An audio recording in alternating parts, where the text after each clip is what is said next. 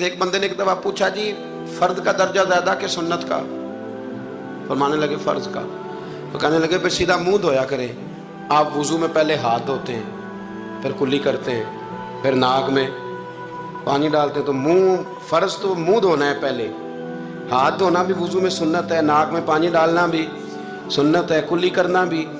تو آپ نے تو پہلے 3 سنتیں ادا کی پھر وضو. فرمانے لگے ٹھیک تم نے کہا ہے, پر تم پتہ نہیں نا تمہیں کہ یہ میرے رسول اللہ کی سنت کی برکت کتنی ہے. شریعت حکم دیتی ہے کہ پانی معتدل ہونا چاہیے وضو کرنے کے لیے, نہ زیادہ ٹھنڈا ہو نہ زیادہ گرم ہو. زیادہ گرم ہو تو منہ جل جاتا ہے. اور شریعت حکم دیتی ہے کہ پانی بد ذائقہ نہیں ہونا چاہیے, اور حکم دیتی ہے کہ بدبو والا نہیں ہونا چاہیے. فرمایا اس لیے ہمارے نبی نے پہلے ہمیں 3 سنتیں دیں کہ ٹوٹی کے نیچے نا ہاتھ کر کے دیکھ لو پانی زیادہ گرم تو نہیں, اور کہیں منہ نہ جلا لینا. اور پھر ہمارے نبی نے ہمیں سنت دے کے بتایا کہ منہ میں ڈال کے دیکھ لو بد ذائقہ تو نہیں.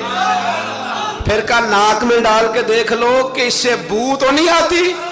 فرمایا مصطفیٰ نے کہا میری 3 سنتیں ادا کر کے اب چہرے پہ پانی ڈالو گے تو فرض ادا کرنے کا مزہ آ جائے گا.